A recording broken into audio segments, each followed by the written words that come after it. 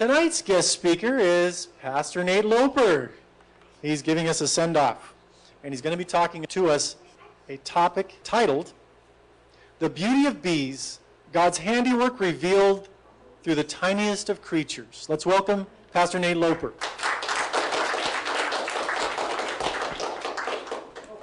Pastor Nate. Yes, sir. Can I preface your talk with a note from Dennis Peterson? Dennis Peterson just by chance wrote an interesting email on bees. And it's just about a half a page long. You can bear with my reading. Let me get to where the light's the strongest. Here we are. Without my reading glasses, I need all the help I can get. It says, vanilla ice cream defies evolution. And here's his little essay. Nearly everyone has enjoyed a yummy bowl of vanilla ice cream. It's wonderfully delicious dessert. However, vanilla ice cream wouldn't exist if evolution were true. Let's listen to how he comes to that conclusion. Let's start out with a little history. Until more recent times, Mexico was the only producer of vanilla. In the 1520s, a man by the name of Hernan Cortez traveled to Mexico, and he loved vanilla. So he brought back some vanilla to Europe. The next 300 years, European botanists tried, but were never able to produce vanilla. See, vanilla grows up a tree on a vine. Eventually, the vine produces an orchid. In order to make the vanilla bean, the orchid must be pollinated. The problem is, it only blooms in the morning, one morning per year for pollination. If it isn't pollinated within 12 hours on one day of the year, it'll wither away and not produce vanilla. To make things more difficult, a little hood-like membrane covers the part of the vanilla orchid that produces the pollen. So it's got a door, it's getting in the way. This makes the production of the vanilla bean very difficult. In 1836, Charles Francois Antoine Morin, thank you, didn't know I was going to get through that, traveled down to Mexico and figured out why they weren't able to produce vanilla in Europe. As Morin was studying the vanilla orchid, his attention was drawn to a little bee, the Mexican Melipona bee. This bee landed on the orchid and lifted the little door with the door-like membrane and collected the pollen and then flew off to the next flower. The bee was pollinating the orchids. After some time, the orchids produced vanilla beans. To this day, the Mexican Melipona bee is the only insect known that knows how to pollinate the vanilla orchid. This simple fact puts evolution in an extremely difficult position. Without the Mexican Melipona bee, we simply would not have vanilla today. The bee and the vanilla vine had to be made at the exact same time. Not to mention, this bee had to be given specific information on how to pollinate the vanilla orchid. Again, no other insect knows how to do this. This bee had to be made, designed, and purposely created to pollinate the vanilla orchid and thus produce vanilla. So much of our world points to the Creator. As silly as it sounds, even vanilla ice cream proclaims the glory of God. So the next time you sit down and enjoy a full bowl of vanilla ice cream, I like that word, full bowl. Take my lactose intolerant pills first. Remember that you are enjoying a tasty treat which is only possible through the power of God Himself and His intelligence. Amen. With that, here we are. All right. Hey, that was a great email. I didn't get a chance to read that yet. Are you guys cold? No. Just a little bit. All right. Tonight we are going to be talking about some other things that defy evolution and showcase the glory of God and His creative power And I'm going to talk about a little bit of a hobby of mine, something that I really love, that the more I study this topic, the more I look into it, the more it just reveals God's glory, His character, His nature, and His creative power. Tonight, as we talked about, we are going to be studying and learning about bees. So God's handiwork revealed through the tiniest of creatures. I want to talk to you guys about bees tonight. And I wanted to showcase some of the amazing intricacies in the life of the bee, in their colony, and in their world that they have created for us, that God has used and placed them here for a very important purpose and a very important reason. I love bees. I love watching bees. I love learning about bees. I love studying about bees. How many of you guys in this room love bees? Let's be honest. All right, some of you. How many of you do not like bees? All right, about the same numbers. Is anybody allergic to bees in the room? All right, there's at least one, okay. I figured we'd have at least one. Now, for most of us, at least one point in our lives, we have a little bit of a fear of bees. Bees have a tendency sometimes to sting us, and when we're raised as little children, our parents tell us to don't touch the bees, stay away from the bees, because if you've ever been stung by a bee, you know that it hurts, right? Now, let's raise your hands and see how many of you have been stung by a bee ever in your life. All right, most everybody in this room. Not everybody, though, okay? It hurts, but it's not the worst thing that could happen to you. Believe it or not, true story, one time I was up in Alaska, and I was out in this place called the Icy Bay, and we were deep-sea fishing for halibut. And we were out in this boat in the early morning, and a bee flew out into the middle of the bay, in the middle of the water, nothing around, landed on my hand and stung me. That bee had it out for me, I'm telling you. It flew all the way out there, right on my hand. I looked down and instantly just stung me. I thought, what did I do to you? And then there's no plants, there's no, and it, true story, very strange. And yeah, it hurt a little bit, but just, it was okay. But bees, we grow up and sometimes we're afraid of bees. And for those of you who are afraid of bees, you might be really scared if you come across something like this. This is a swarm of bees that are, what's called swarming is when they leave the hive in search of a new place to live, and they gather together in a swarm. Now, if you're ever driving or walking through some place like a park, and you see a swarm of bees, what is your first reaction? To run away. But you might not know the simple fact. When bees are swarming like this, they're actually least likely to sting you. So when you see bees all in the air or congregating somewhere, you might be so afraid because they're going to kill you and they're after you and the killer bees, and you might be afraid of them, but actually at this point in their lives, this is the time when they're probably least likely to sting you. In fact, I want you to see this video here of a man who knows about these bees and about swarming. And so in this video, what they're doing is they are congregating right now around their queen. And this gentleman here is about to demonstrate just how docile the bees can be when they're swarming. Yeah. Would you ever stick your hand right in the middle of a swarm of bees like that? And then he begins to separate them. At this point, they're just looking for a home. The queen is inside the middle there. She's putting off pheromones to kind of keep them attracted around her. And they're really just out to search for a home. They're not to protect their home. They're not looking, to guard their honey. They're just looking for a new home. So this guy actually, the video continues for a while. They actually collect this swarm of bees from the park and take it back and use it in their honey farm. But he just shows his friend here. He sticks his hand right inside that swarm, pulls away some of the bees, and his friend is kind of freaking out at the point, if you could hear the audio. And so his friend gets in there and does it in a little bit here. But you can see in this video, the bees aren't stinging him. In fact, they just put a normal cardboard box and they, scoop the bees into this box. They close the lid, put it in their truck, and drive it away. Not once getting stung or anything. There's a lot of misconceptions about bees. And this is one of them. When people see a bee swarm, they freak out and think that the bees are after you. They're going to come and they're going to chase you down for miles, and there's no escaping the bees.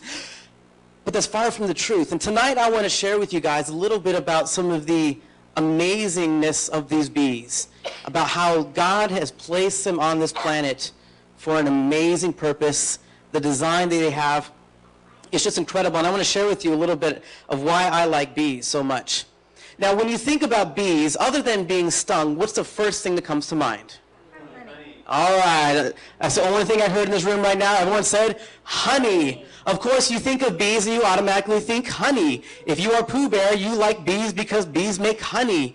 And so we consume honey. How many of you like eating honey? All right, everybody, all right. Honey is good. Honey's good stuff. In fact, the Bible even talks about honey multiple places in Scripture. For example, here in Psalm 119, it says, "How sweet your words taste to me. They are sweeter than honey." So the psalmist is writing to God saying, "Your words, O Lord, are sweeter to me than even honey." And honey was pretty much the sweetest thing known to man at this point in history. Honey was sweet. It was written about. God's words are sweeter than honey. And God has given us things like honey for our enjoyment, for our use. In fact, when God told the children of Israel where they were going to be going, what did he describe this new land as? A land flowing with milk and honey. So some of the greatest things in life that God was telling his people were honey. And so they went to this place flowing with milk and honey. And you see, there's a lot of benefits and uses for honey. Most of us simply think honey is good to put on, toast or on with peanut butter and jelly or peanut butter and honey sandwiches. How many of you guys like that? One of my favorite memories as a child was actually working out in the southeastern plains of Colorado with my dad when he would run the combine, and they would collect wheat, and we would make peanut butter and honey sandwiches in the morning, and then we'd put them in little bags, and by the afternoon, it was lunchtime, they'd be sitting in the sun, and they would get nice and warm, and the honey would just seep right through the bread. It would just be a whole mess of peanut butter, honey, and bread all mushed together, and it was the best sandwich I'd ever eaten. Loved it. It's one of my favorite memories growing up and eating those peanut butter and honey sandwiches. My grandfather used to raise bees when he lived in Arizona, and so it was a big thing in my family to have honey. Growing up, I loved it. And now I'm finding a love for it, as well as my children who actually go out and watch the bees with me as well. They love learning about the bees, and they get dressed up. And if you ever follow our Facebook page or anything, you can see some of those pictures. But there's amazing benefits and uses for honey. So what I want to do is highlight, first of all, some of the things that bees give to us. And if you look at them, I absolutely believe that God has ordained these bees to be useful to us for our enjoyment. God created amazing things in the Garden of Eden in the very beginning, stuff for us to take and to enjoy. And Scripture is full about talking about honey and about amazing things. And I believe that God has created bees for this purpose. There's lots of benefits for honey besides just putting it on peanut butter and honey sandwiches. Honey actually has active beneficial enzymes. They help us digest things. They're full of antioxidants, full of vitamins and minerals in honey. Honey is full of antiviral properties. Did you know that? Antibacterial properties, anti-inflammatory properties, and the list goes on and on and on. There are many uses for honey that people use all around the world. Here are just a few examples you can read.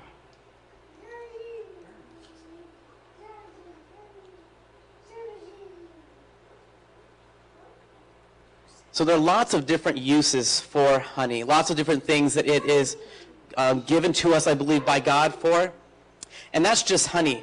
In fact, honey is very useful now, even in the medical field. Did you know that?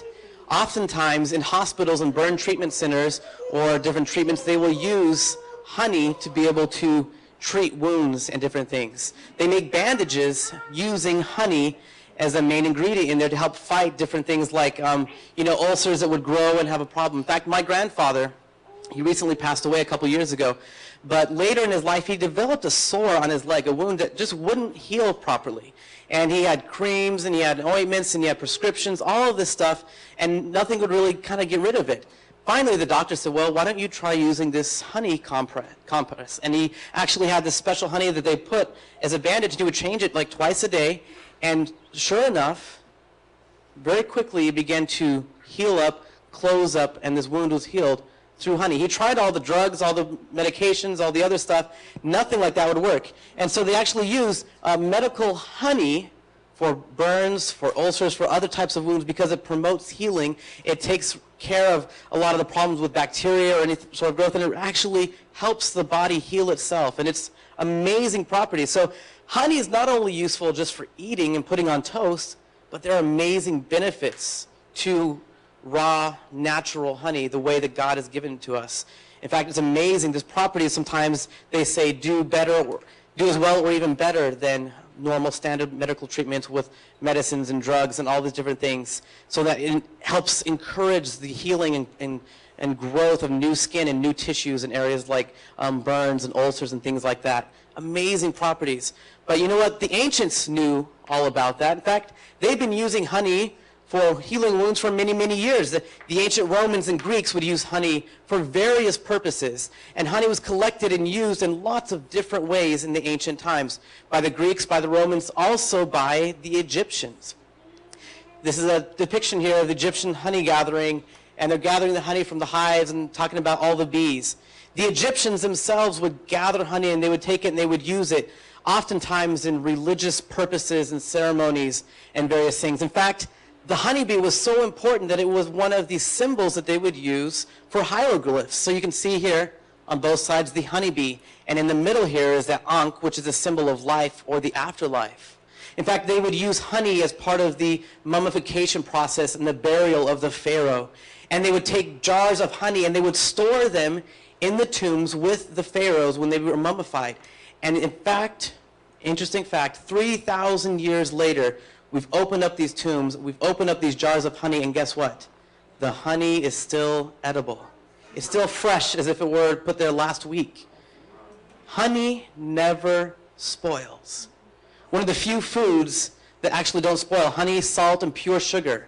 Okay? Those are the three things. I mean, salt is a rock, so it's not really going to go bad. But real honey never spoils. Sometimes it crystallizes, like we've seen, but you just heat it back up and it's perfectly edible. In fact, people have opened up these tombs. Archaeologists and people in the Royal Geographical Society would have these big meals where they would have honey from 3,000-year-old Egyptian tombs, and that would be a showcase.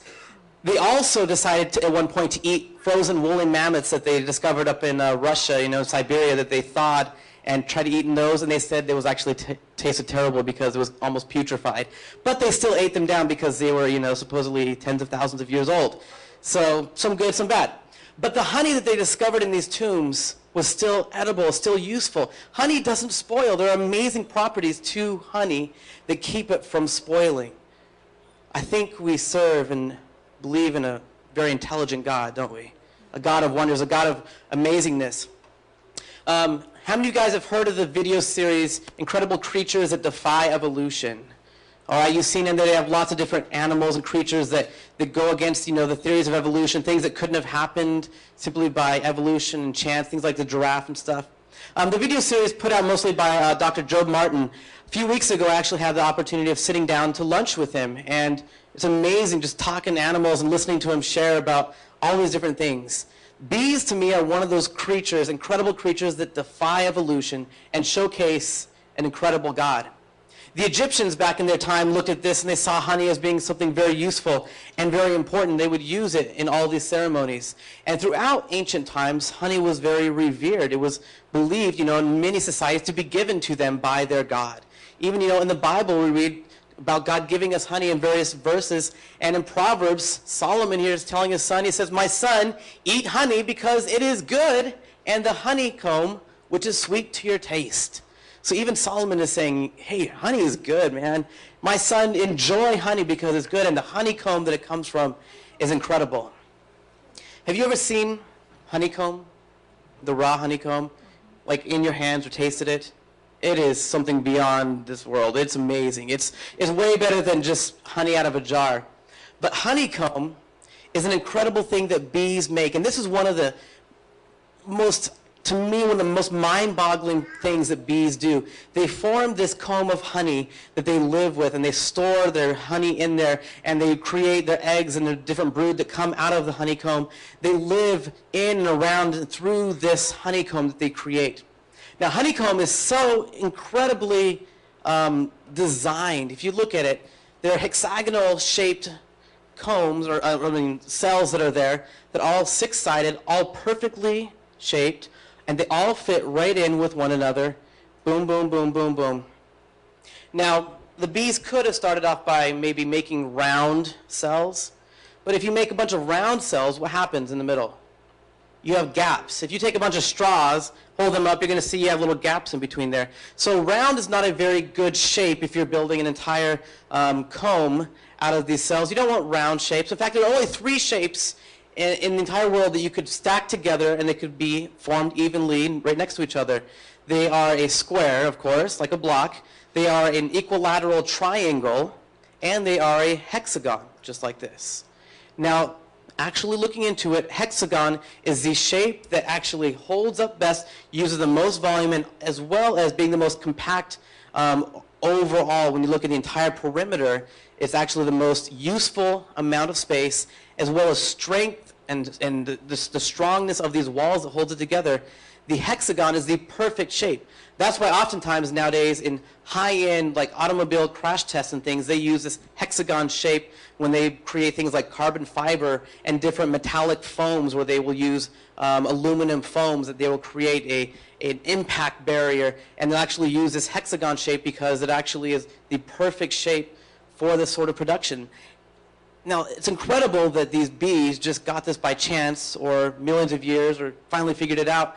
But every single cell that is on here fits together with every other cell within this whole area. Now, the bees don't build one cell at a time. They start at different places, and they will continue. Multiple bees will work all at the same time in different areas, and it just comes together amazingly. Now, these cells are where they store the honey. These cells are where they create the new bees. These cells are where they store lots of things that they will use throughout their entire lifetime. These cells are incredibly complex when you look at this, the form and the structure and the design. I think it's an amazing fact. Now, another thing about these cells, when you create a honeycomb, you have it kind of hanging vertically like this, and you have cells on either side, and you have a solid core in the middle. These cells, when the bees build them, actually they build them at a slight angle on both sides, angled up on both sides, so that the honey, when they put it in there, doesn't run out. Incredibly intelligent, these bees. How they can form this honey, how they can form this wax, and they can create these honeycombs out of this, and they can use this, and they design it perfectly to be able to have the most strength, as well as the most maximum use of space, as well as working with all the other cells next to them, and they're angled up so that the honey that they put in there doesn't run out and fall out onto the ground. Incredibly complex, incredibly intelligent. It's amazing, I think. Now, another use that we get from bees, besides the honey, is the honeycomb itself, which is made out of beeswax, all right? So this honeycomb is made out of beeswax, and guess what? The wax really does come from the bees. They create this wax, and we oftentimes take this wax and we decide to use it for lots of various things, cosmetics and lotions and various products. We also use it for beeswax candles. Now, since I'm a teacher, I like to bring a little bit of show and tell for the class, okay? So I'm going to pass this beeswax candle. This is a handmade candle made of beeswax, and I want you to take it and I want you to smell it. Wow, it smells just like honey. So I'll pass that around. Beeswax candles we've been using for thousands and thousands of years, and they smell great.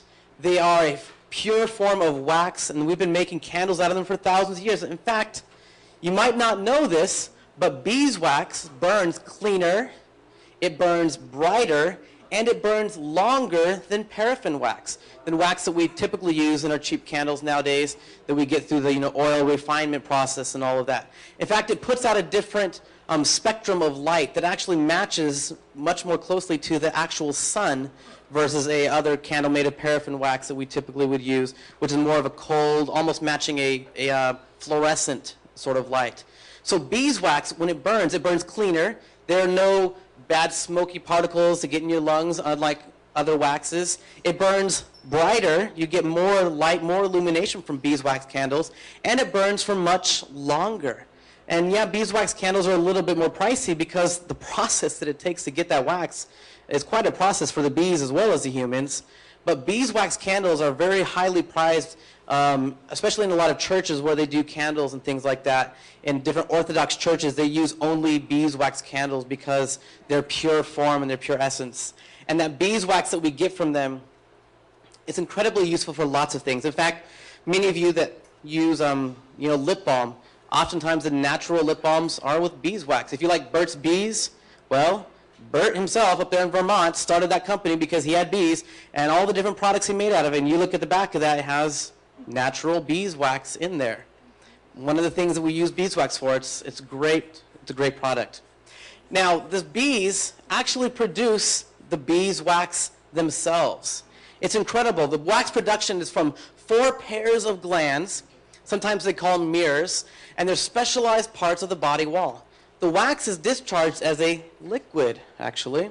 It hardens into small flakes or scales, and it sits in wax pockets. The wax scale is then transferred to the mandibles, the jaws there, where it's chewed into a compact mass. So these little wax scales, imagine if you were a bee, and you would just have these wax scales that would kind of ooze out as a liquid, and then the liquid would kind of dry and firm up, and you would take that wax scale and you would take it up and you would chew it, and you take another one up and you would chew it, until you have a big enough ball that you would say, all right, now we'll use this wax, and you would transfer it to another bee who's working on making the cell walls, or you might put it in there and start making the cell walls of your beehive, and your colony uses that wax that you produce. So they actually use this wax themselves. They create it, and then they use it for their colony. Beeswax is incredibly important. It's an incredible thing that we, even as humans, can use. Now, there are a few other things that bees make that I think are incredible. Another substance that they make, we've talked about honey, we've talked about beeswax. Another thing that they make is what's called propolis. Has anybody ever raised bees here before? Been around beekeeping? Okay, all right. Now, one substance that they create is called propolis. And propolis actually is where bees will go and collect different plant resins and saps and various things, and they'll kind of bring it back together, and they'll mix it with their wax, and they will use this propolis to help seal up their beehive or their colony and really help glue things together. You see, propolis is very, very sticky, and if you're a beekeeper, propolis sometimes gets in the way. It's where you have to have special tools like pry up things and open up, because this propolis acts like a glue that will glue the lid of your beehive down. The bees see an air gap, and they say, we don't want any gaps in our colony, so they will go and they will create this propolis, this combination of plant resins and saps and beeswax, and they'll actually put this wax in there. And at 68 degrees and above, it's tacky, it's sticky. But once you get below 68 degrees, it actually firms up and is very, very solid. And this propolis is used throughout the colony. Now, interestingly enough about this propolis, not only is it like a glue, but it's also like a disinfectant and an antibacterial agent. You can see here it's very sticky. This is where the beekeeper pried up part of their hive, and this propolis kind of stretched almost like taffy, was glued to there. But this propolis actually contains a lot of antibacterial things, antiviral. It helps keep the hive very well clean. In fact, sometimes they'll cover the inside of their beehive in this propolis because it helps prevent different bacteria and fungus and things growing in there. Or if something dies within that hive, for example, if a mouse climbs into a beehive and it dies in there somehow and it's too big for the bees to remove it, they will actually cover this mouse in a coating of propolis to keep it from putrefying, to keep it from spreading disease throughout the colony. So it's incredibly, incredibly useful, this substance that they actually bring up. And we as humans have taken that and we began to use it for various purposes. They sell propolis in a lot of health food stores in a kind of pellet form because it has a lot of proteins and it has a lot of good properties in it that we as humans take a look and say, hey, we really want to use this. Bee propolis has a number of well-known therapeutic properties.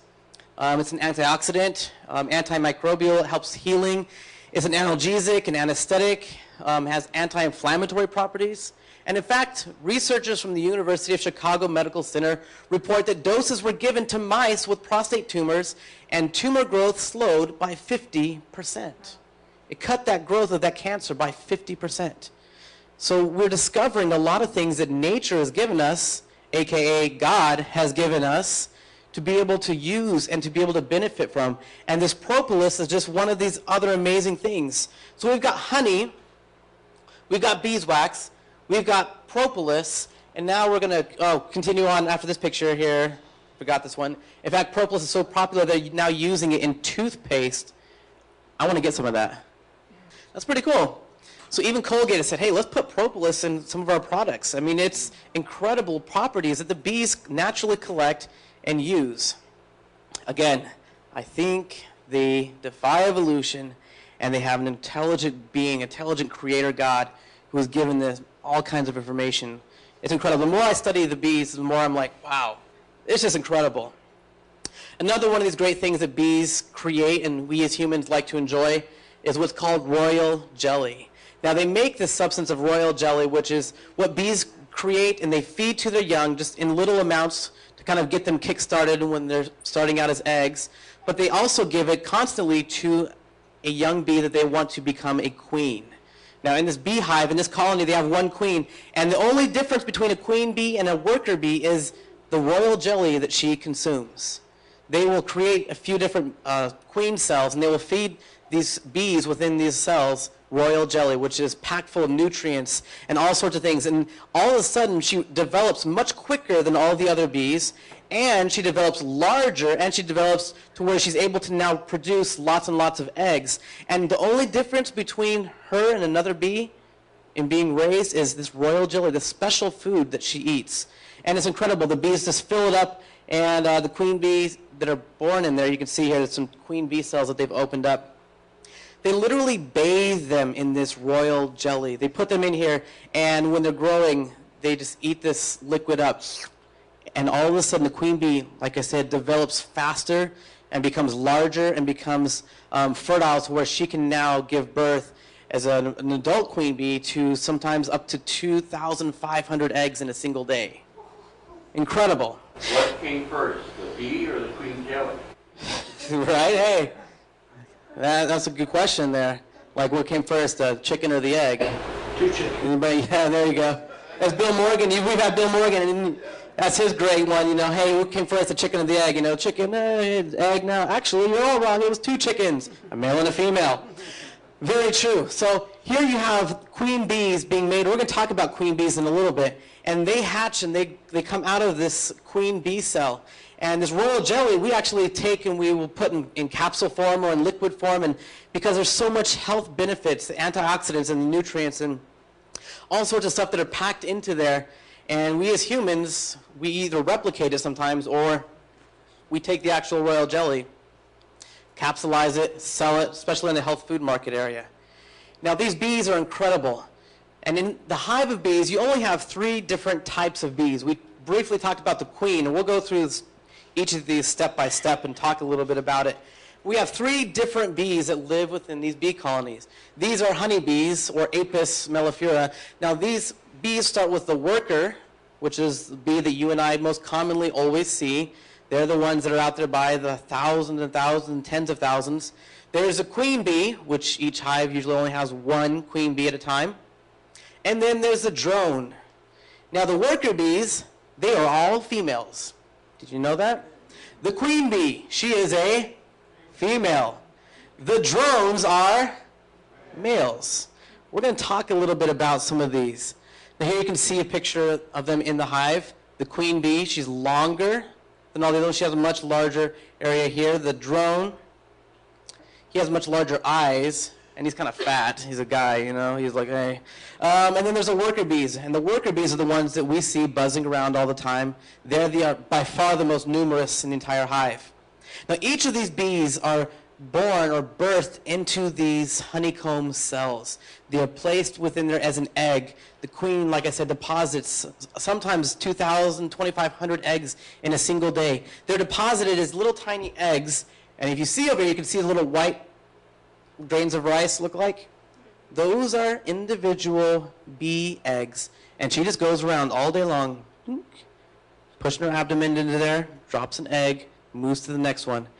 And then the other bees come around and they squirt in a little bit of this royal jelly in there, and then they allow them to develop. Now while they're developing, they go through various stages inside of this. Here they are as larvae. You can see them in there. Okay, and then at a certain stage, they actually put a cap over this when they actually become to pupate, to the pupa stage. As you can see here, getting very larger than the other bees that are here. So here they are as larvae. They're kind of growing from an egg to the larva stage, and then after that, they become a pupa. And they orient themselves head up so that they can get out of this thing. They can actually eat away at this cap and get themselves out of there. And here you can see the bees here with a side view. Here's the middle of the honeycomb, so all the bees here are facing this way. All the bees on the other side are facing the opposite way. and it hangs vertically like this actually. And so they're in there, they're growing, they're developing, and soon they're going to eat away at that top. And as soon as they come out of that cell, they are ready to work that very same hour. And they do get to work cleaning up the hive, doing various tasks right within the hive. They come out fully formed, everything ready to go. And it doesn't really take a whole lot of time. In fact, for the queen bee, all the bees, they basically have an egg stage of 3 days. And in the larva stage, for the queen, it's only 5.5 days. She's getting that royal jelly. For the workers, it's 6 days. For the lazy guy drones, it's 6.5 days. The pupa stage, 7.5 days for the queen. Like I said, the only difference is she's being fed that special food of all that royal jelly. 7.5 days she spends in the pupal stage. The workers spend 12 days, and the drones spend 14.5 days. Again, lazy guys. The total development time from egg to full adult hatched, 16 days for the queen, 21 days for the worker, and 24 days for the drone. Now the queen probably has almost more work to do than anybody. She's laying eggs constantly throughout her lifetime, but she develops so much faster simply because of that special food that she's being fed this whole time. And it's incredible. Here you can see a combination of drone and worker cells on a honeycomb. So this is a frame that an actual commercial beekeeper has, and they have honeycomb inside here. And then all of these are capped actually with this top of the honeycomb while the bees are developing here. Here are uncapped cells you see on the sides here. They don't have anything in them, or they're not capped yet. And here where they call this the brood area, so they're brooding, they're growing. And then over here, the larger cells are actually the drones. The drones are a little bit bigger, and so the bees will actually sometimes make slightly larger honeycomb, hexagon-shaped cells for these drones. And then the queen will say, okay, this one's a little bit bigger, I'll put a drone in here. And so they communicate very well. The drone has larger and raised cap, and it's usually found on the outer edges of the frames. There are very few drones in the entire beehive. There's only, 50 to, a couple hundred in there. However, with all the bees in there, including all the females, there's about, sometimes in the summertime, upwards of 50 to 60,000 bees in a beehive, and maybe only 300 males at one time. Incredible. We're going to talk about that here in just a second.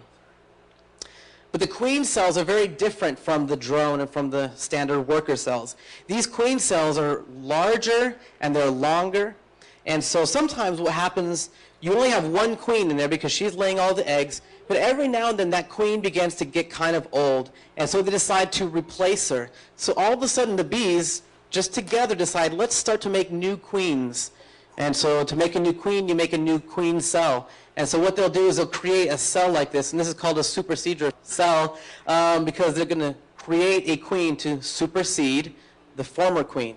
So they'll create a cell right here in line with the honeycomb, and what will happen is the queen bee will lay an egg in there, or sometimes they'll transfer it from an existing cell that she's laid it, and they'll put it inside of here. They'll pack this full of that royal jelly, and they'll create new queens. Sometimes they'll create 3 or 4 queens at one time, or they'll create these cells and just kind of wait to see which one develops quicker and then gets out, and what happens is the queen kill off the other queen, so there can only be one.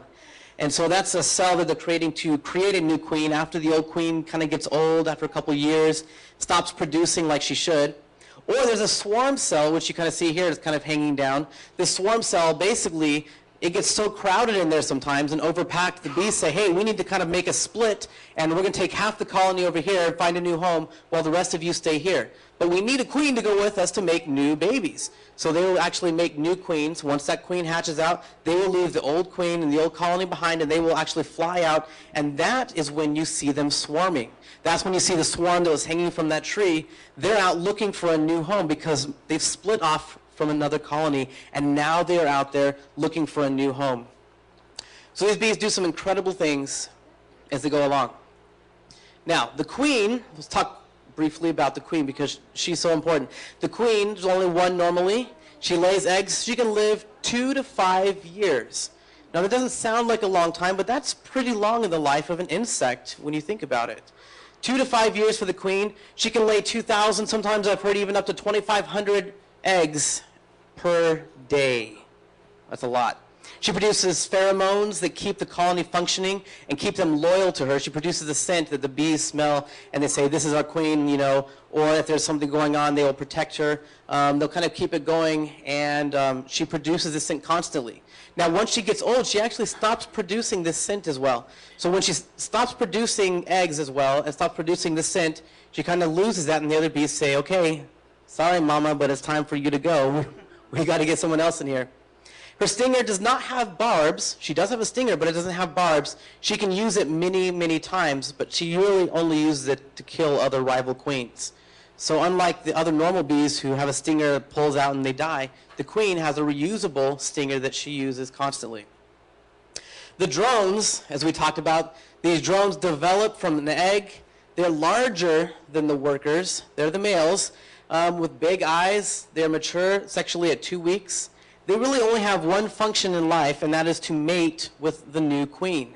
So they go up, they fly into the air, sometimes 300 feet above there, and they will mate with the queen. And during this process, actually, many, many drones will mate with this queen, and they will deposit their sperm sacs into her. And she actually takes those sperms, and she will keep them inside of her for years and years, keeping them alive, and she never has to mate again.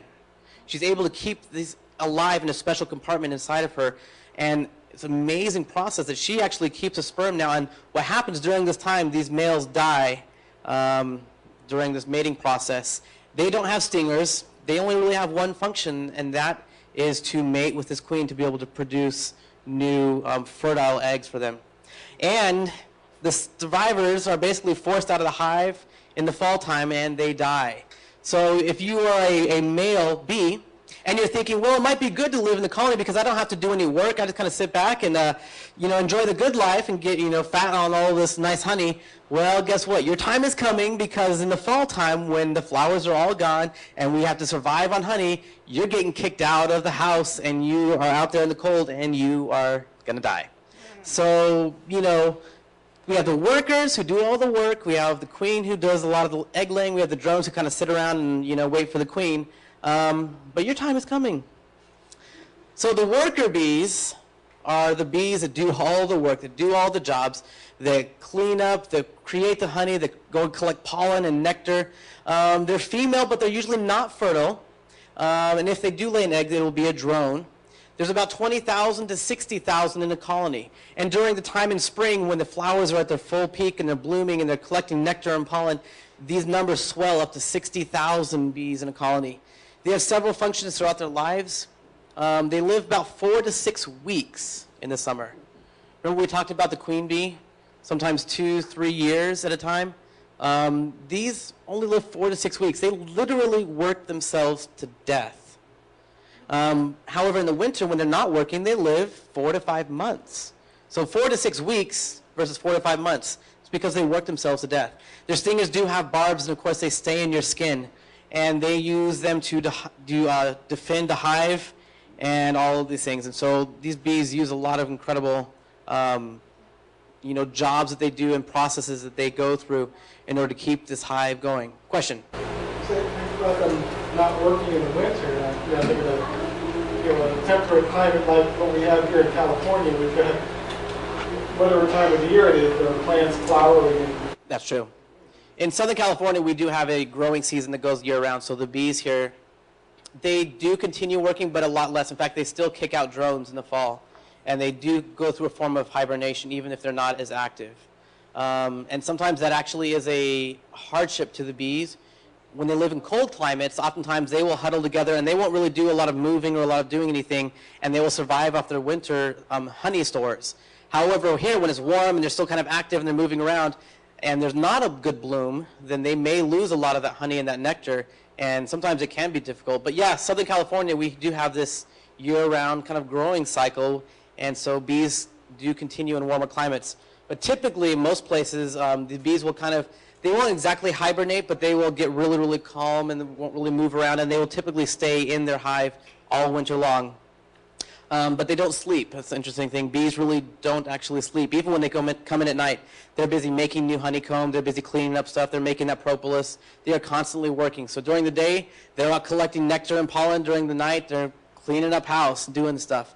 So these jobs are never done. I mean, for a honeybee, you've always got stuff. The workers do all the work in the bee society, and so they always have stuff to do. Well, except for these drones, as you see up there. We put that there. The nurse bees, when they're first born, these bees are basically nurses. And so for the first 12 days, they actually kind of clean their cells, and they clean the cells of other bees that have hatched. They help kind of keep things alive. They feed the little eggs as they're developing and they're growing. And then after about 12 days, they become what's called house bees.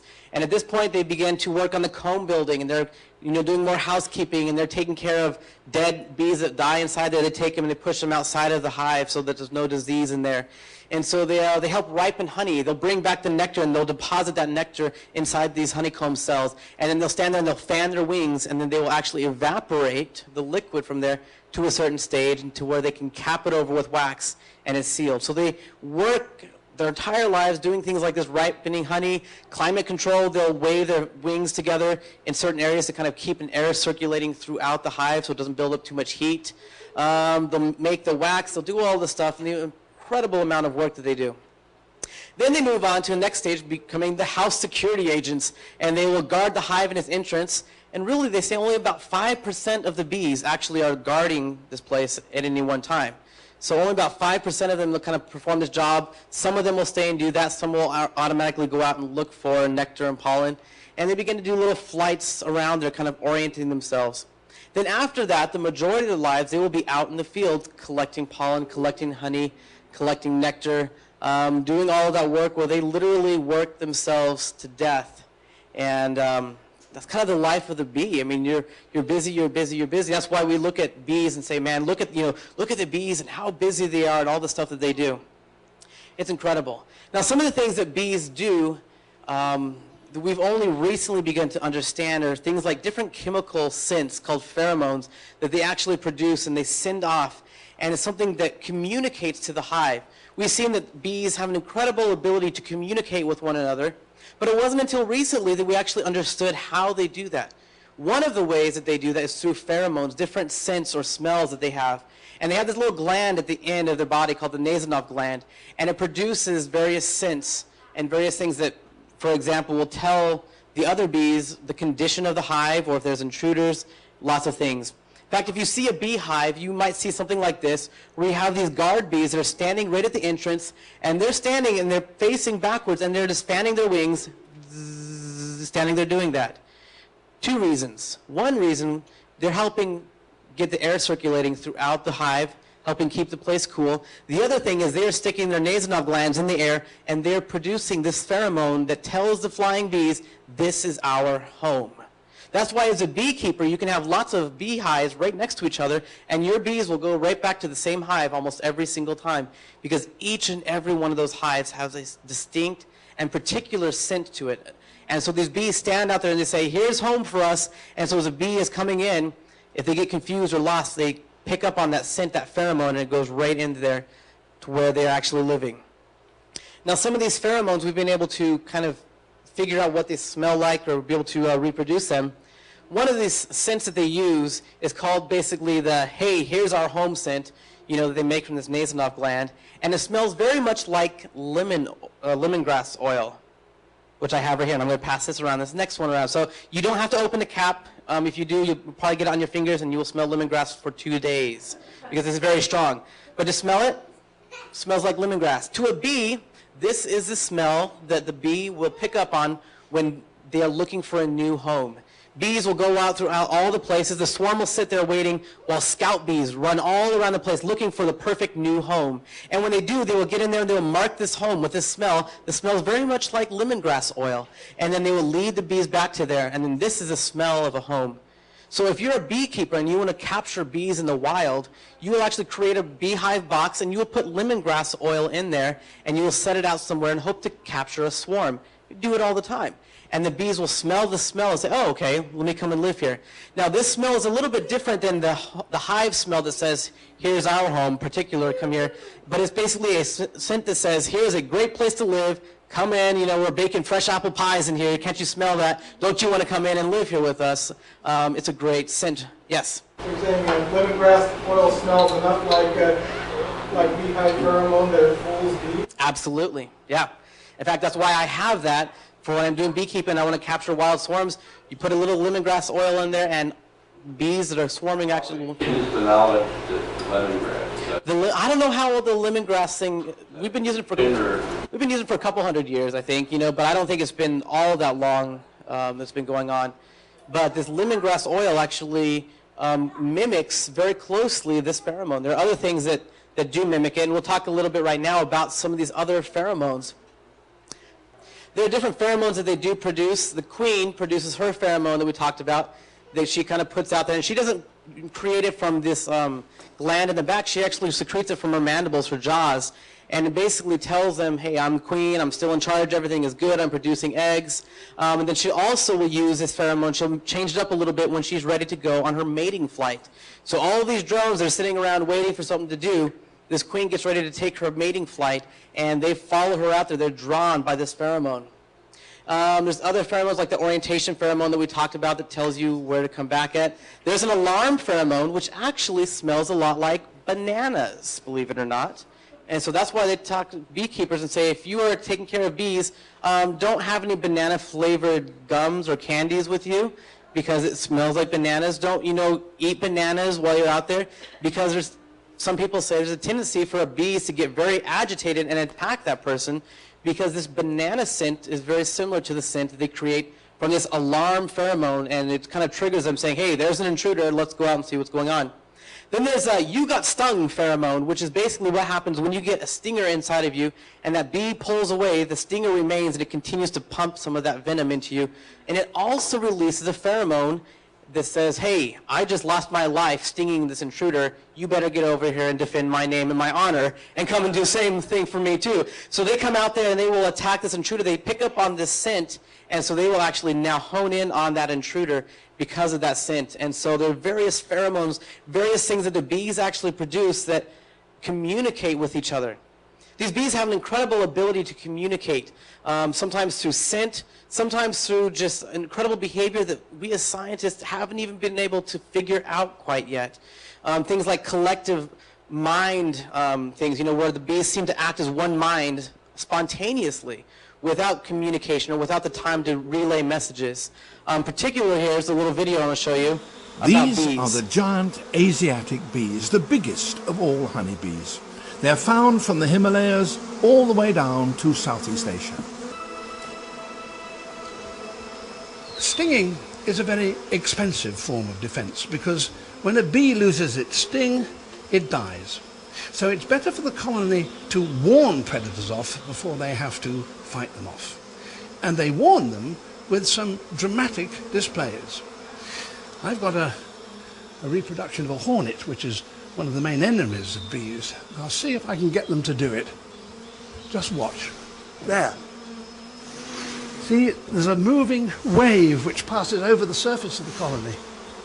And that not only produces an impressive pattern, but it also makes it very difficult for any aggressor, like perhaps a hornet, which eats bees, to actually land on that moving carpet of wings. The colony's great treasure, of course, is its huge store of honey. There you can see these giant Asiatic bees. They actually seem to act as one mind, just creating these patterns that help keep intruders off and do some incredible things. The way that they communicate with each other is mind-boggling.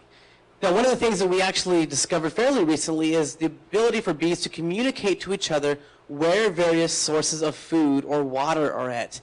And so they began to study bees and realized there has to be some kind of communication, almost a language. And they actually began to discover that bees actually do communicate in a language called the waggle dance. And so what the waggle dance is it tells other bees in the colony that there is food nearby or there's food at a great distance depending on how they do the dance. And they actually will tell them where this food is by doing this little dance. And so what they do is they come up this straight line, and as they go up this line, they waggle.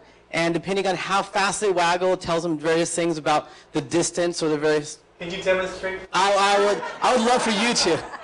But yeah, they get up there and they all do this waggle dance, and then they turn, they come back up, do a waggle, and then they turn the other way, come back, do the waggle. And what they're doing is the direction that they are waggling in in relation to the sun's position in the sky, tells the other bees where this food source is. And then the waggling also, depending on how fast they waggle or how long they waggle, it tells them where, how far away it is, what the quality of it is. In fact, sometimes they'll even bring back parts of the flowers and the nectars and the scents, and the other bees can like pick up on the scent and say, ah, there's, a honeysuckle over there, let's go in that direction. Or there's an almond tree over here, let's go in that direction. And so these bees will do this waggle dance, and they will communicate with other bees how to find food, how to find this. And so they go through, and it's all in relation to the angle of the sun. And it's an incredible way that they communicate with one another. It's one of the few languages or things that we've been able to find in all of the animal kingdom of a communication language that other animals have throughout the world. Very, very few creatures actually have forms of communication like this that actually tell you the distance, the type, the direction, and all of these various things. And so you can see here I've got another short video I want to show you a little bit about this. This honeybee is collecting nectar from a purple Kufia flower. If the food source is farther away, the scout, or foraging bee, performs a so-called waggle dance. The bee follows a figure 8 and waggles on the middle line of the figure 8. The waggle dance tells the other bees in which direction to look for the flowers. If the bee waggles straight up towards the sun, the other bees will find the flowers by flying straight towards the sun. If the bee waggles to the left of the direction of the sun, the flowers can be found by following that direction. The speed of the waggle dance gives information on the distance of the flowers from the hive. If the food source is close, the bee waggles faster. The foraging or scout bees also bring back the special scent of the flowers, which gives additional information of the food source to the other bees. Incredible, isn't it? That they can communicate with each other, the distance, how the quality of what they're looking for, the direction, all of the stuff based upon the sun. They have an intelligence that in their bee brains are so tiny they should not have. In fact, the bee brain is the most densely compact neural tissue of any animal we've ever discovered. More so than you and me, in fact. They're so densely compact, their intelligence, and it's such a dense fibrous tissue there inside the bee's brain. And they do incredible things. I think God knew exactly what he was doing when he created bees, such that they can communicate all of this intelligence and all of these things to be able to communicate to each other. Go left, go right, go this far, look for this source. And it's all in relation to the sun and their surroundings. And it's incredible how they can communicate simply by a dance. And other bees will just watch them do this and say, all right, let's all go out and go collect this. It's incredible. Now the moment you've all been waiting for, probably the time you're most interested in, is the stinger, of course, right? Because bees, we think of bees, we think bee stings, we think honey. Well, bee stings are a part of that defense mechanism that bees use. It's not the only defense mechanism, but it is the one that we most often associate and think of when we think of bees. So on the end of these female bee abdomens is the ovipositor, or the stinger. The ovipositor of the worker bee is barbed so that it remains embedded into whatever the honeybee stings. In a struggle to free itself, a portion of the bee, the stinger, the venom sac, and the ganglia is left behind, which damages her enough to kill her. The venom sac continues to contract and reflex, and it continuously pumps the venom from the wound for several seconds. The queen's ovipositor is slightly barbed and is only slightly barbed and is reusable and is used to kill other rival queens. In other words, it doesn't really stick in them and doesn't kill her when she pulls away, unlike all the other bees. Now, the bees typically don't want to sting you, because when a bee stings you, they die. So there are other ways that bees will use to help protect themselves. They will fly out, they will kind of chase people, they will actually run into you, literally to say, back off because I'm about to sting you. If you're a beekeeper and you're wearing your bee suit and your veil, oftentimes bees will fly at you and they'll hit your face and they will just keep pummeling your face. They're not trying to sting you sometimes. They're really just trying to say, back away because I have the ability to come at you really, really fast and I just basically came up against you. It's kind of scary sometimes when you have a lot of bees that are coming at your face, and you're like, I hope this thing is going to keep me protected. And sure enough, they do, because if those bees do sting, yeah, it does hurt. And they say very quickly to get that barb out, not by squeezing it, not by using tweezers or your thumb, but the best way is actually just scrape it off. You know, if you have a credit card or something like that, you can use, because if you squeeze that thing, it still has that venom sac, you're going to squeeze the rest of that venom into you. And these barbs are hollow, and so that venom sac at the end still has venom in it. And if you squeeze it like you're trying to pinch it off of you, if you pinch it to try to pull it away, you're just going to squeeze that venom just like a little hypodermic needle right into you. So they say, you know, if you have a credit card or even a fingernail, scrape it, you know, sideways motion to get it off and out of there before you actually squeeze that venom into you. Some people are allergic to bees, and that venom actually reacts with their body, and they have an allergy to it, and that's why oftentimes people who are allergic can go into shock and could die potentially from bee stings. But for the average person who's not allergic to bees, so if you're not allergic, it takes roughly 300 stings for you to die from the venom alone if you're not allergic.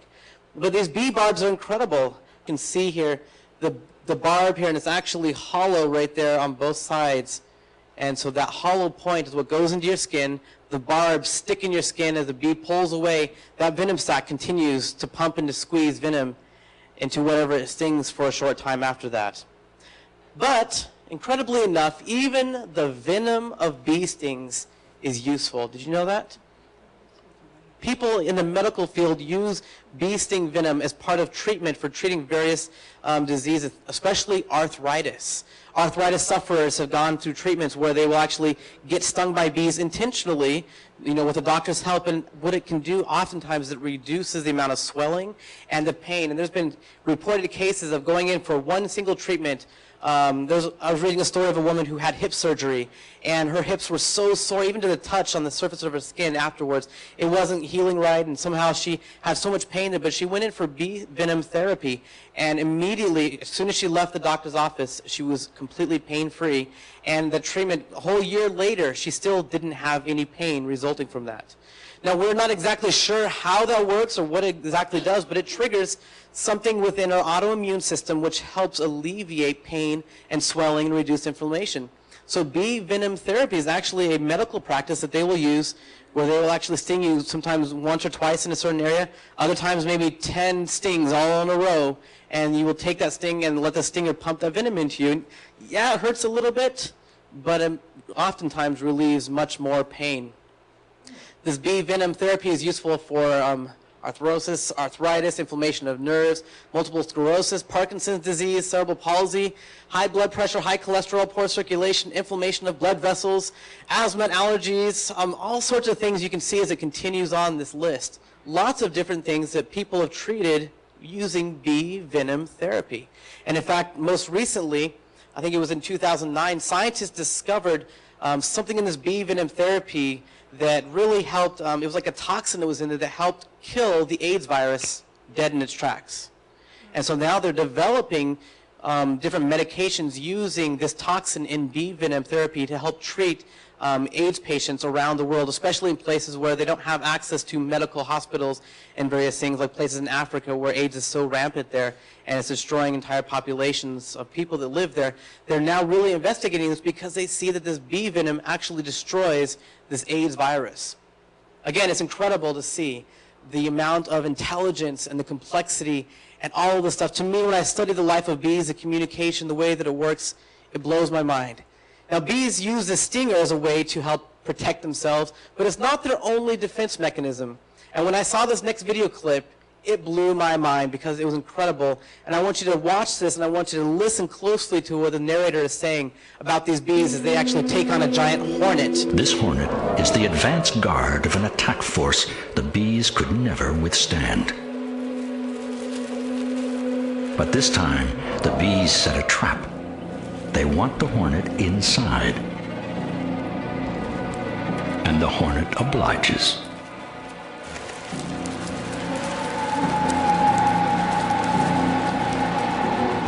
The scout's main task is to mark the hive with the telltale pheromone so that her sisters can find it later.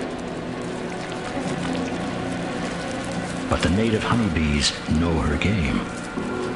By swinging their abdomens to and fro, they signal their strategy to one another.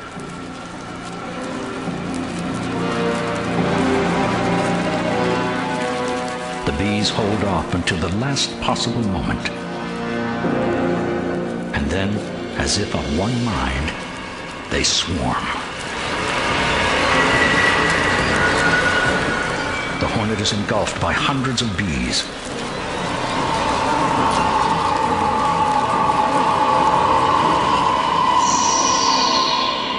But they don't sting the intruder. Instead, as revealed by thermal photography, they all begin to vibrate, gradually raising their collective temperature to 117 degrees Fahrenheit. Japanese honeybees can tolerate a temperature of 118 degrees. Their victim's upper limit is 115. The hornet scout is slowly roasted alive.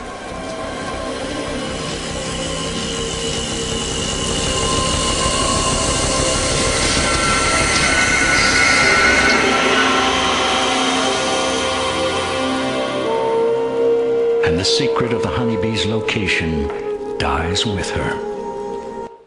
That's pretty cool, right?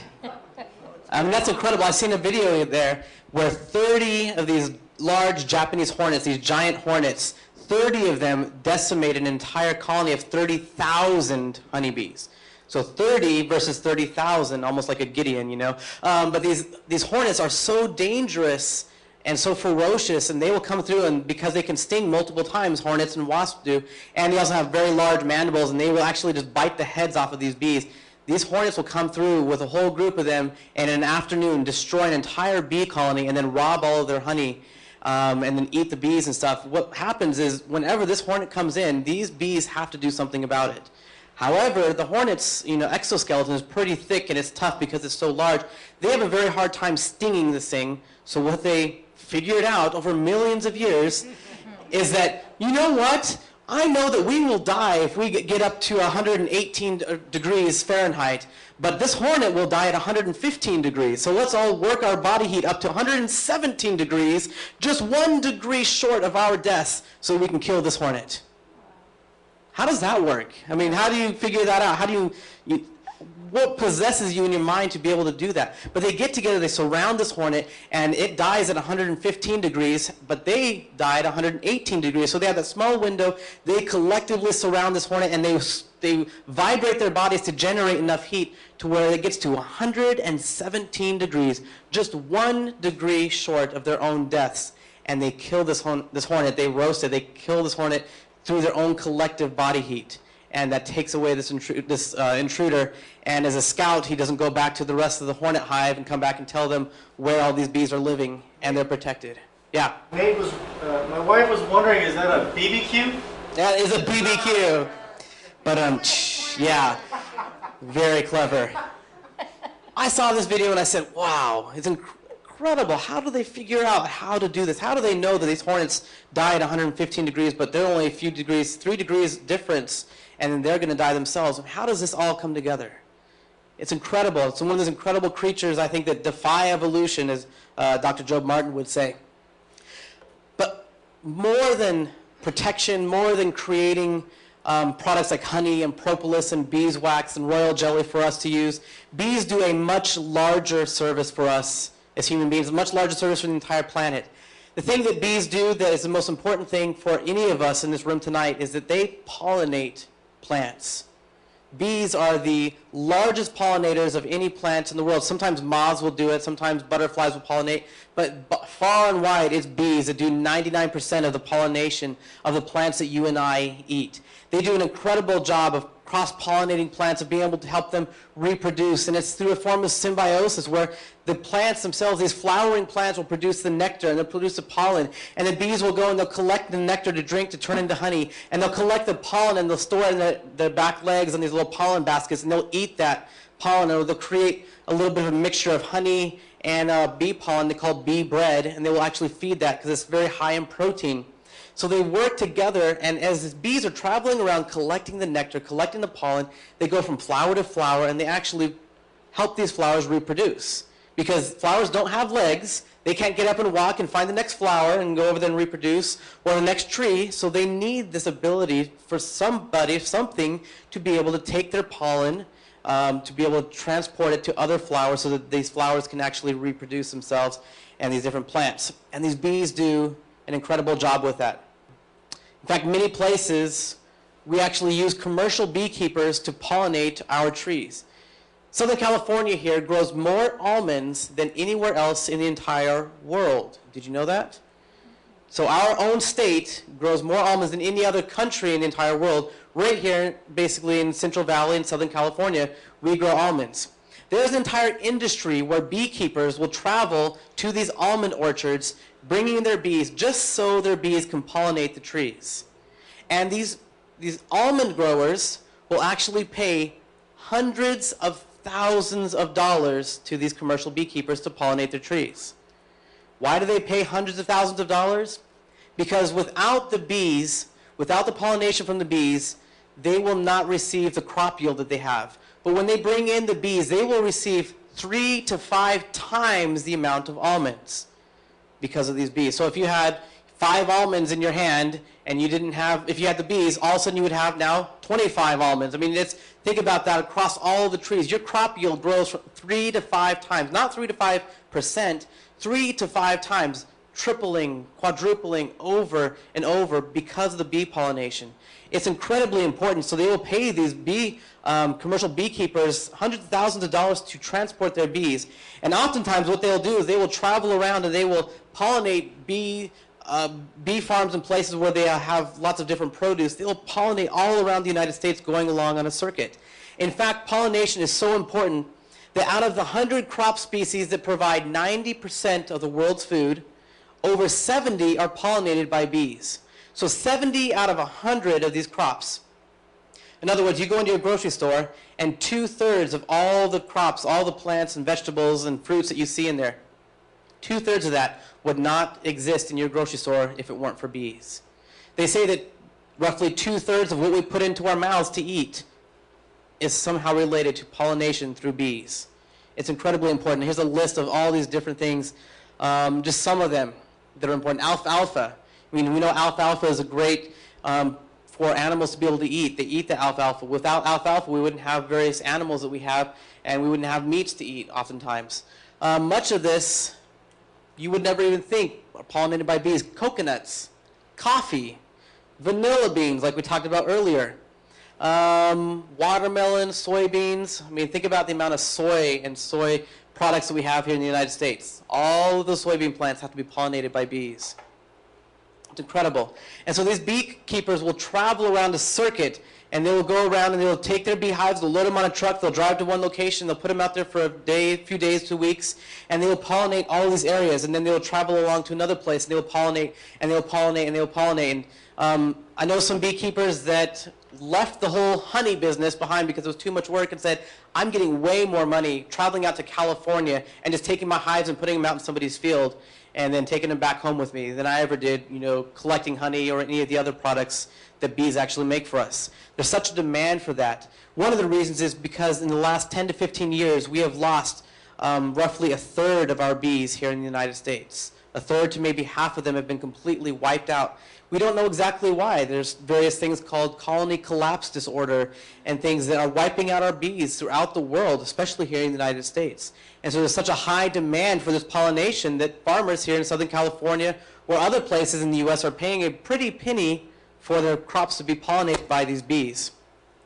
It's so important, in fact, pollination, that places where they've lost native bees, like China, they now have to resort to hand pollination of every single flower on every single tree that is going to produce any fruit at all. So if you have an apple tree and you want to have apples on it, they will actually take a little pot here, a little bucket, and a paintbrush, and they will climb these trees, and they will dip this paintbrush in this little bucket or this little pot that has pollen in it, and they will touch it to every single flower.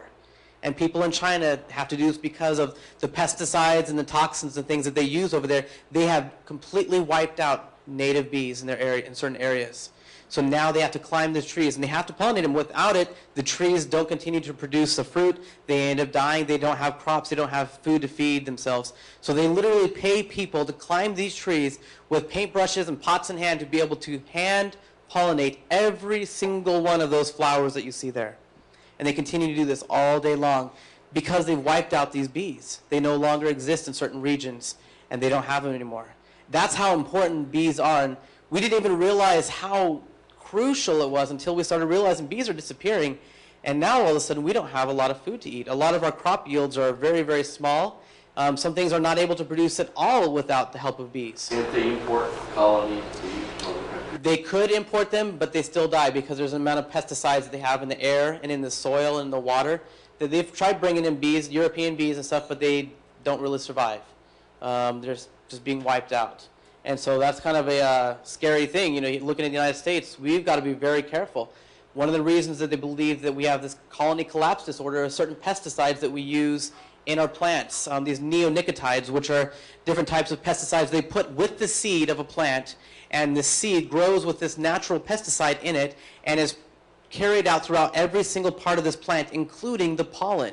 And so when a bee comes to land on a flower, for example, a sunflower in a farmer's field that they have this pesticide in it, well, it helps keep away the pests, but the bees, remember, they're an insect as well. So they will eat the pollen, or they'll take the pollen back with them, back to their hives.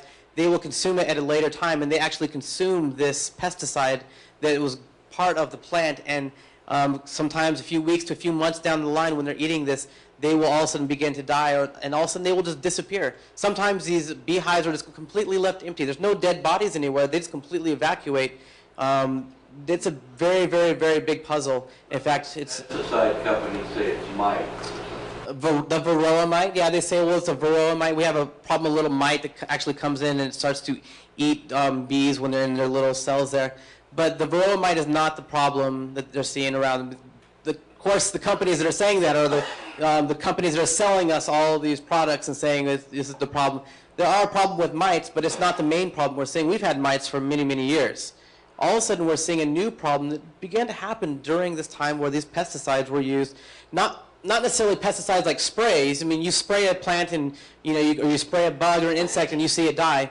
This is something that actually they're producing within the seed. They're coating the seed and genetically sometimes modifying these seeds to produce natural pesticides, which of course also ends up killing the bees. So it's the whole combination of that. And it's also having to do with the way that we farm our lands nowadays. It used to be, if you were a farmer, you had all kinds of crops on your land. You would grow corn over here, you would grow squash over here, and you would grow, watermelon over here. So you had, on your farming area, you had lots of different crops, including a lot of flowering plants.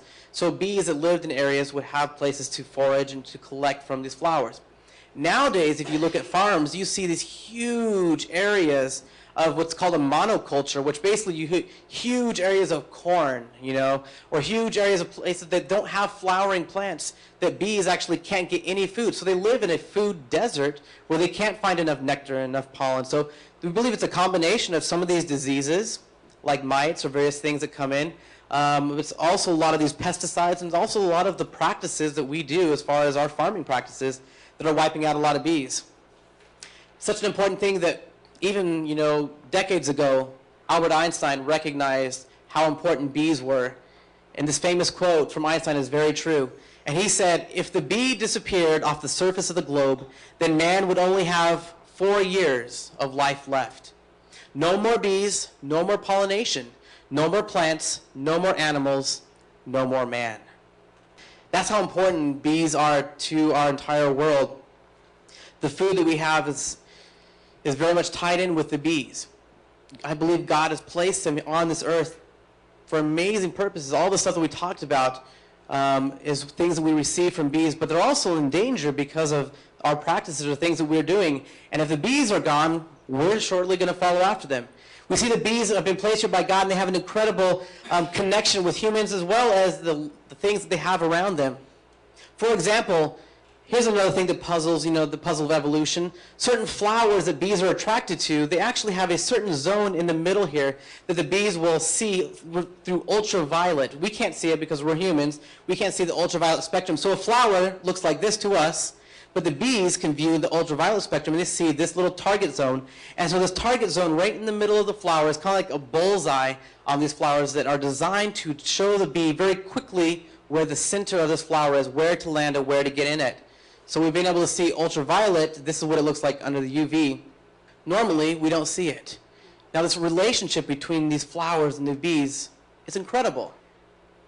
Another one of those relationships, and I love this, is incredible, the bumblebee. The big fat bumblebee that, we say, looking at it, aerodynamically, this thing should not be able to fly, but somehow it still does. The bumblebee is it's an incredible creature. They're very much more solitary than honeybees are. They have small colonies, maybe 50 to 100 bees, but they do an incredible purpose. There are certain plants and flowers that can only be pollinated by bumblebees.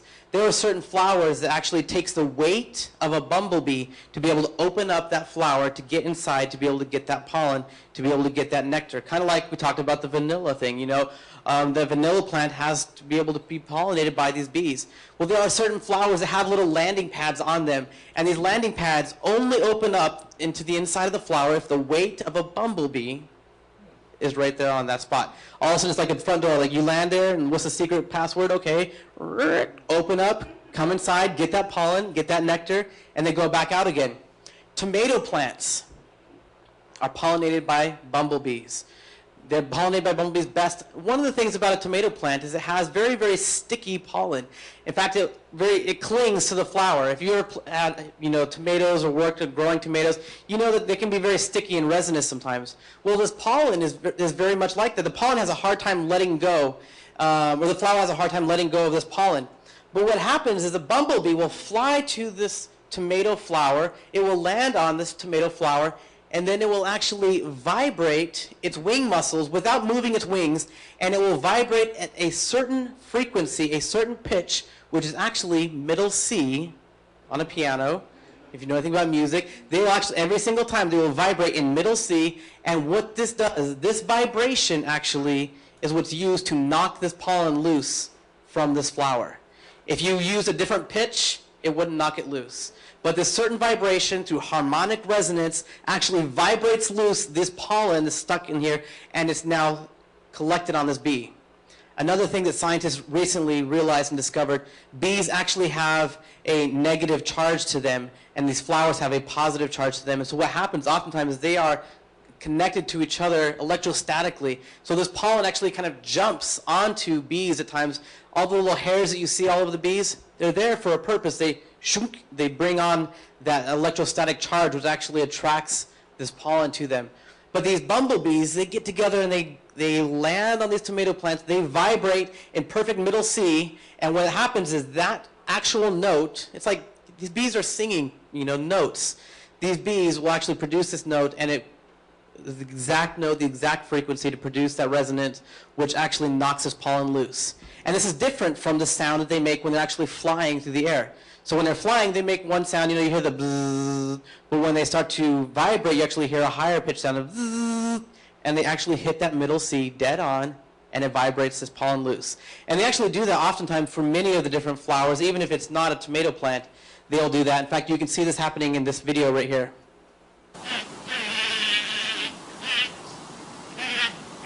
Notice the pitch right now.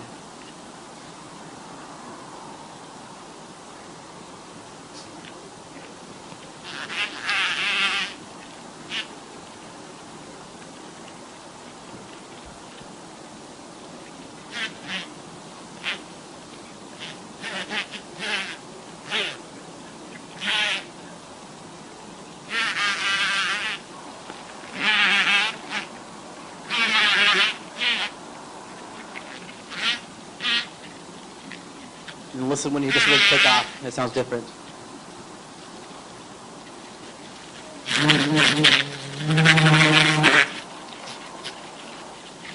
He's trying.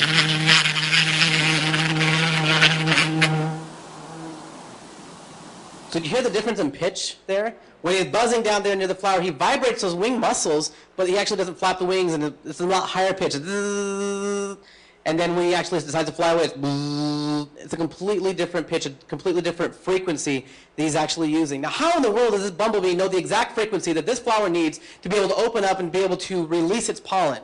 Evolution. Millions of years of trying to get it right. But what happens during those millions of years when this tomato plant can't pollinate? Oop, well, it's gone. Incredible. Things like that blow my mind. Other things like this, the lady slipper flower, which is actually an incredible design here. It doesn't produce a whole lot of pollen or nectar, but what it does is these bees will come in here. They have a little sticky area in here that does produce a sweet-smelling substance, and it's very sticky, and the bees will come in and looking for that. Whatever's inside is, oh, it smells like nectar. Let me come inside here. And so they have this little area here that has very sticky area, and here is the pollen-producing plant, or the part of the plant, as you can see here. These bees will go in here through the one-way entrance, go down to the bottom, find out, hey, there's not really a lot of stuff. There's a little bit of sips here and there of this, sweet nectar, but not a whole lot. But however, when they're climbing in and when they're climbing out, all these little sticky hairs secrete this sticky substance onto them. And as they're leaving out, they have to push open this little flap. And on that flap, guess what? That's where all the pollen is at. And that flap happens to land in the exact same place where they had just traveled from another lady slipper flower and collected the pollen. And so that pollen now connects there, and they were able to reproduce that way. So this flower needs this bee to be able to go inside of it, take a look, find there's not much in here, turn back around, go out the exit, and every single time it hits that same spot on its back where it transfers pollen from plant to plant to plant, able to reproduce. It's incredible, this symbiosis that we see. The other incredible thing is that we see in the fossil record that bees really haven't changed at all. Whether it's fossils like these bees that are trapped in amber, or fossils that they say are maybe up to 120 million years now that they're going at. They used to say 65 million years, but then they're realizing that they actually go back to 120 million years according to the fossil record, what they're saying. But no matter how far back you go, if you were to believe in these millions of years, which I don't, you see the bees have remained virtually exactly the same. In fact, they were perfect since the very beginning, almost as if they were created with a perfect design. Anyhow, that's beside the point. But they say these bees go back upwards of 120 million years, and they have remained unchanged in all of that time. In fact, they're perfectly formed, and we haven't found anything where that we see the evolution of various components of these bees. And I would say, not 120 million years, but you know what, when God created all these animals and man and everything on this planet within the 6 days of creation, he did it right. And he did it with intelligence, and he did it with design, and he created things that we today can look at and we can understand even deeper, things like pheromones and different frequencies that produce harmonic resonance that open up plants and flowers, and all the symbiosis that God himself has created on this planet, that if we didn't have bees, we wouldn't have a lot of the food that we have. I mean, 2/3 of what we put into our mouths would be completely gone if it weren't for bees. I believe it's because we have an intelligent God, and bees are a testimony and a testament to his creative power. So in a quick review of what we talked about tonight, some of the things that when I look at the bees and I say it's an incredible creature that just blows evolution out of the water and shows that there's an intelligent creator God, this collective mind communication where you can see that they work together suddenly, spontaneously, whether it's creating patterns that help keep other intruders away, or whether it's all of a sudden out of nowhere just everybody launching together on a giant wasp and heating it up to death basically. They have this collective mind communication where through pheromones, through various things, they can work together. This waggle dance language that they do, incredible. I mean, it's one of the few languages that we discovered in the entire animal kingdom that actually tells intelligent things like distance and location and quality. I mean, we don't see that in the animal kingdom at all. Their intelligent defense mechanisms, like we talked about with the giant hornet that we saw, only 3 degrees separate them from death, and yet they get right up to that 1 degree from their own death, and they cook that hornet. Intelligent defense mechanisms. There's symbiosis with flowers, how they work together with them. Speaking of which, the UV, ultraviolet flower guides that flowers have right in the middle there that just so happens to not reflect that UV light, and it's like a bullseye targeting zone for these bees. the bee weight that is key to opening certain flowers. Without that, it wouldn't open, it wouldn't pollinate. Without that, the pollen would be trapped inside that flower and not able to even get out of that flower. The bumblebee buzz pollination, I think that's incredible. That's one of my favorite things. That certain frequency, and I love it because I love music, you know, and to see that, wow, it's dead on middle C right there in the middle. It's incredible. And to look that they haven't been changed in millions of years, that no matter how far you go back in the fossil record, you see that bees are bees and they have the same features. And since the beginning, as far back as we can find bees, they have remained virtually the same as they are today. Now, there are variations of bees. In fact, in the United States, there are thousands of different species of bees. Most of them are actually solitary, if you didn't know that. Honeybees are one of the few collective, bees that have a colony together. But most of them, there's thousands of bees, and they do a great job throughout the world of creating lots of different things. There's so much wisdom and knowledge and intelligence in studying bees.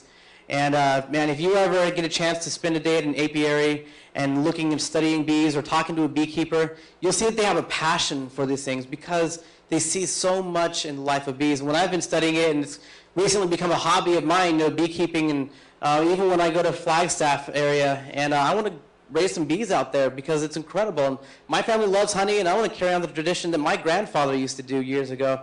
But not only that, but I love seeing it. I love my two little kids that come out with me, and they get all dressed up, and they come out there and they watch the bees, and they laugh at them when they come in and they have pollen stuck to their butts, and they're crawling all in.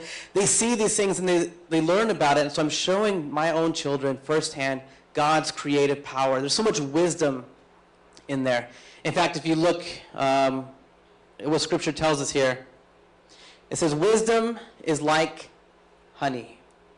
If you find it, there is a future hope for you, and your hope will not be cut off. And that's in Proverbs 24. There's wisdom in the bees. There's wisdom in the things that God has created. God has made these bees, I believe, as a testimony of his power, as well as a way to help us here in this world. And it's an incredible, incredible testimony of how God is. And I think there's a beauty in the bees, and really it's God's handiwork revealed in the tiniest of creatures. And the more that we study things down to the microscopic level and see the intricacies of nature and of things, we see so much of God's hand in design. And I think we're living in a great time today where we can study things. We can study DNA and see the language of life unlocked before us. We can see far off into the distant cosmos and see the incredible balance of our universe. We can see things today in this scientific age that should point us to God, should point us to a creator, should point us to an intelligence out there that has created our world. Bees are no exception to that. Bees are highly intelligent. The language, the communication, the way that they work with the world around them, I see that as the handiwork of God. Let's pray. God, I thank you so much that you have created this world and that you told us in your word, God, that you are a loving God and that you created this world for us to enjoy, God. You spoke to even Adam and Eve in the beginning, to all the fruit and the things that were there in the garden. Lord, you placed them in there for their enjoyment.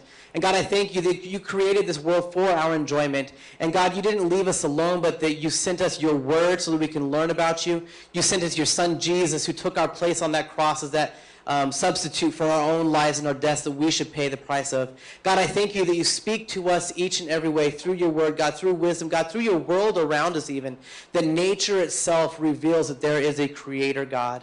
And Lord, I thank you that, Lord, you speak to us, you speak to our hearts. And God, I pray that tonight, that even as we talked about some of your creation, God, that we would be inspired and encouraged, Lord, to be able to share this with somebody else, Lord, about the incredible things that you have done in this world, about your creation. Lord, we give you praise along with your creation tonight, God. We say thank you for who you are. Thank you for what you've done. And we pray your blessings on everyone here tonight. In Jesus' name, amen.